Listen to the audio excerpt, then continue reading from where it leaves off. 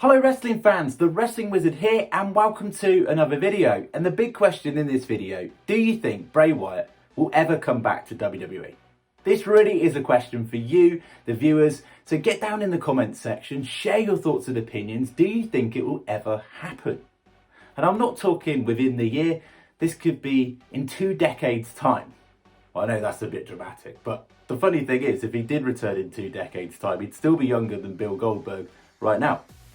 Which shows you the problem within WWE and putting over younger talent.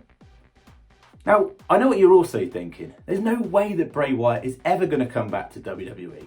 Bray Wyatt hates Vince, Vince hates Bray Wyatt. And why would he go back? Because creatively, WWE are inept. They don't know what to do with talent. They wouldn't know what to do if it was presented right in front of them. A ready-made gimmick that is literally fire. We're talking about the Fiend here.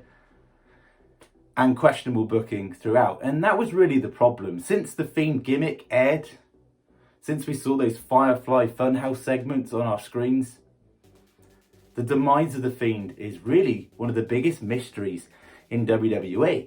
And when you think how exciting the Fiend debut was, when he appeared on our screens in those Firefly Funhouse segments, it was a draw. It was revolutionary. It was amazing how Bray Wyatt himself could reinvent his character, completely repackage his gimmick, and come out with something so exciting, something that could have been one of the most over gimmicks within the last decade. The debut at SummerSlam, I remember watching it and I couldn't critique a thing. I thought the entrance is incredible, the theme song was badass, the presentation of that character, the way he performed, even in the ring, it was a little bit different from what we've seen before. And the fans, quite rightly so, chanted, "This is awesome." And from that moment, a new star was born in The Fiend.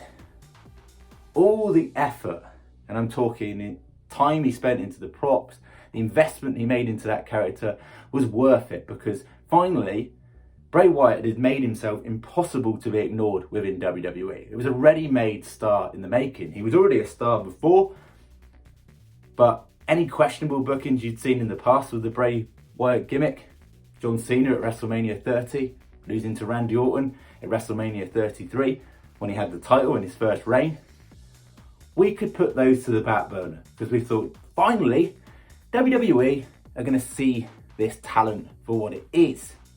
Give Bray Wyatt the creative control and trust him. And what do we see? We know what we saw. The Hell in a Cell matchup between Seth Rollins, which Seth Rollins himself said that if things had been booked differently, if he had his way and Bray Wyatt had their way, that match wouldn't have been booked as the worst match of 2019.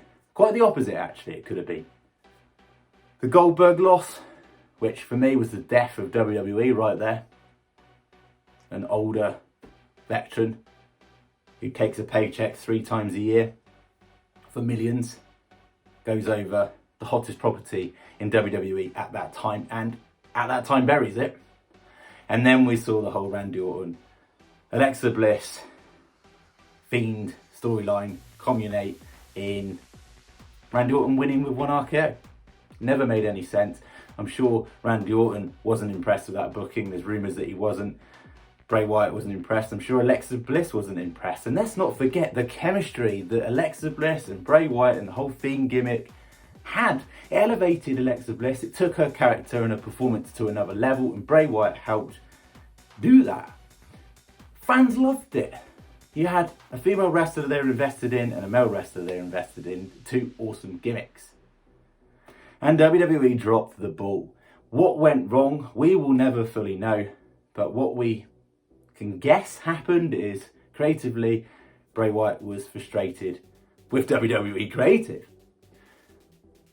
I reckon he's gone into Vince's office either before or after WrestleMania and has had enough. Enough's enough. I'm sick of you making a mockery of something that I put money, time, investment into, and you're making it look like a joke. You're making my character look like a joke. Now, what actually happened between that time and Bray Wyatt suddenly getting fired from WWE is a mystery. It could have gone 2 ways. It could have ended on good terms, or it could have gone south. Vince could have just chucked his toys out the pram and gone, right, I'm going to fire you, the rest is history, because Vince thinks about one thing, the bottom line, and he's probably looking at it going, oh, I don't have to pay the wages anymore. And from that time, there's been speculation that Bray Wyatt's going to join AEW, he's going to join Impact Wrestling, he's going to join Braun Strowman and start a new wrestling company. He's going to go to Hollywood, which actually happened, to be fair. And other rumours that he was going to go and free the narrative, that was also one as well. And of course, that he was going to return to WWE. And a lot hasn't made sense. Like, a lot of this is really hard to get your head around because it's such a different scenario from anything we've seen before. Why would people be speculating a return to WWE? They are, because he's not shown up in another promotion. He hasn't. He's not in AEW now. He's not in Impact Wrestling now. He's not created another wrestling promotion. At the moment, he's working on a feature film in Hollywood, and that's all we know. Now, we don't know that he's been granted, time away to get his head straight and find out what he actually wants until that point, until he makes a decision. We don't know that the door isn't completely closed with WWE. We don't know that. And yes, we can say he's not going back because of what we've seen is bad booking time and time again. So on Bray Wyatt's side, we're like, don't go back there because you'll get booked poorly once again. But surely a light bulb will go off in Vince's head at some point and go, I've let something revolutionary go and I'm not willing to give it to another company.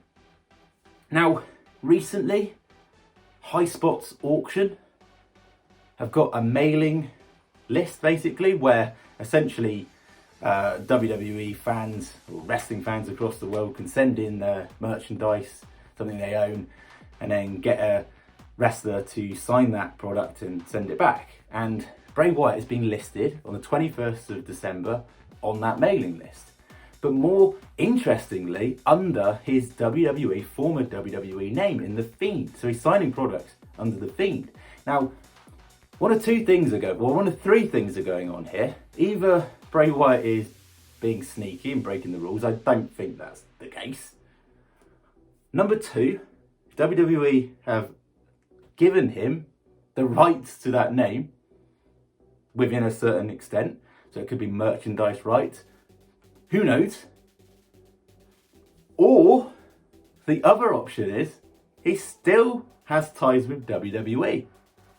And the reason why he's able to do that is because WWE know that he's coming back. It is odd that he's signing merchandise, was going to sign merchandise with the name The Fiend, Bray Wyatt, which is a WWE owned property as far as we know. On WWE Shop, they're selling The Fiend, Bray Wyatt merchandise. So seemingly they still own the rights to some extent. So it's very bizarre. It's very odd. Like, what's going on there? Now, I know what you're probably thinking, well, that doesn't mean anything. He's still going to AEW. And he probably could be right.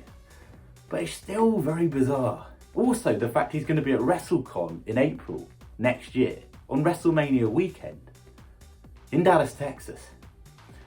It's just bizarre. Like, is Bray Wyatt just a genius at creating hype and building anticipation and getting his brand and his name out there? Now, obviously, under Wyndham Rotunda.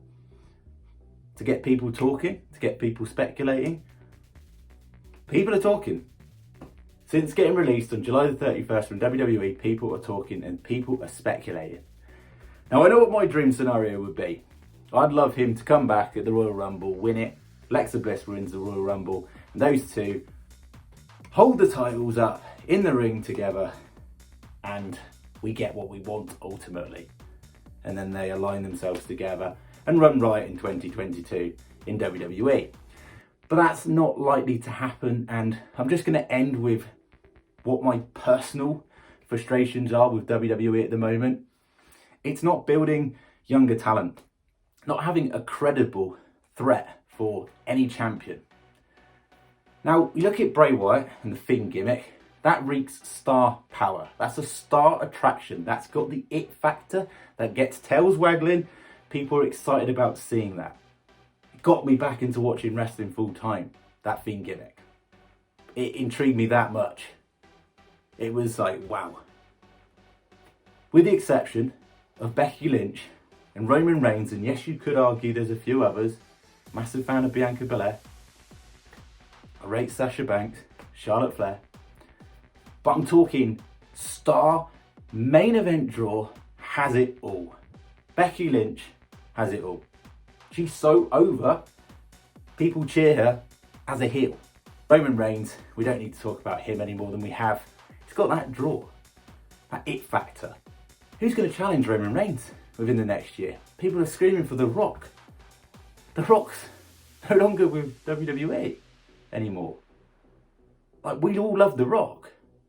But really, The Rock comes back and takes the title from Roman.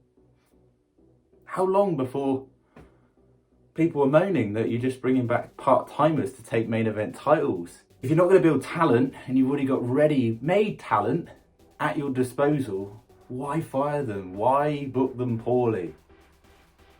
Listen to the fans. People aren't sick of WWE. They're sick of the management, the creative decisions and the bookings behind WWE, and that can be changed. Listen to the fans. Simple as that. Thank you so much for watching the video. Again, get down in the comments section, share your thoughts and opinions. I'd be really intrigued to see what they are. Thank you for watching the video. It'd be awesome if you could like the video, share the video, subscribe if you're new, and we'll see you in another wrestling video.